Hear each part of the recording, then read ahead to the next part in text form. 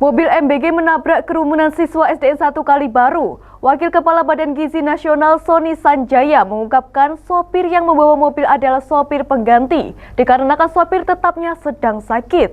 Tadi saya ke Rumah Sakit Umum Koja, di sana ada 4 korban dan langsung bertemu dengan korban dan para keluarga. Yang pertama menyampaikan keprihatinan, turut berduka atas peristiwa yang terjadi. BGN menyesalkan peristiwa ini terjadi dan tentu saja peristiwa tersebut akan kami evaluasi.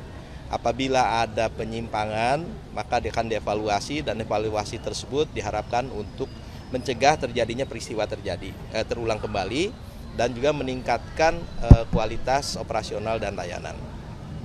Kemudian kami tadi menyampaikan kepada Direktur Rumah Sakit agar memberikan perawatan yang optimal, yang terbaik, dan para korban, anak-anak kita mendapatkan fasilitas yang terbaik. Tadi saya pesan di ruangan kelas 1 dan BGN akan menanggung biaya pengobatan tersebut.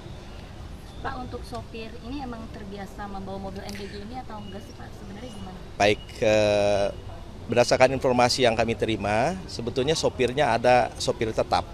Namun satu sopir ini sudah 2 hari tidak masuk karena sakit.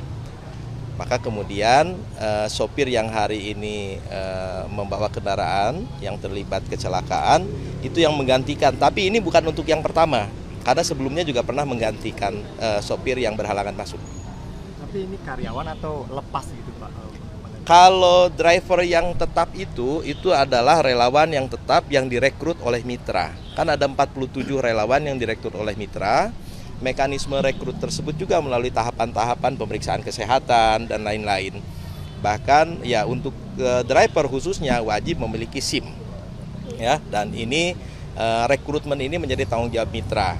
Nah, ini kami belum melakukan pendalaman apakah penunjukan driver cadangan ini juga dilakukan oleh mitra dan bagaimana mekanismenya, kami mohon waktu ya untuk melakukan pemeriksaan itu. Pak, konfirmasi ini SPPG mana Pak?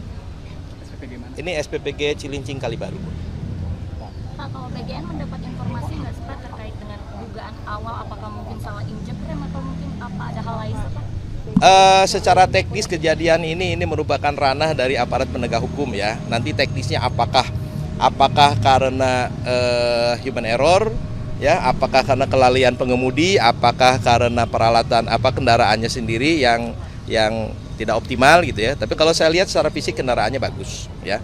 Tapi yang menjawab ini tentu aparat penegak hukum ya.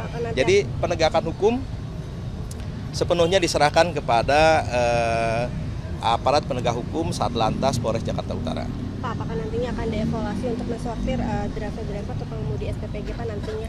Setiap peristiwa yang terjadi itu merupakan bahan evaluasi bagi BG untuk melakukan perbaikan.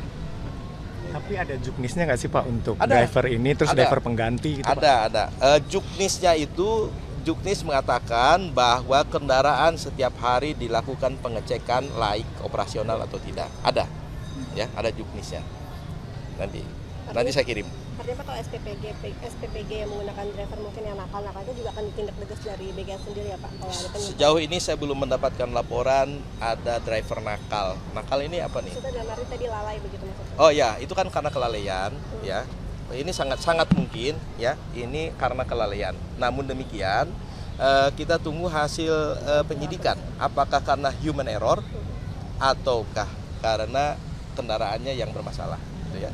Apakah setelah ini akan dikumpulkan juga kepala SPPG mungkin Pak untuk membahas hal ini Pak? Seluruh kepala SPPG itu secara rutin melalui Zoom meeting. Sekarang sudah ada 17.000 lebih. Jadi biasanya seminggu sekali kami lakukan Zoom meeting. Sekali Zoom meeting itu di sini ada 30.000 akun itu, ya. Jadi kami selalu berkomunikasi dengan seluruh KSPPG maupun dengan mitra. Nah, tentu hal ini juga langsung kami amplifikasi tadi ke seluruh wilayah supaya mereka meningkatkan awareness, tidak terjadi hal serupa di tempat lain.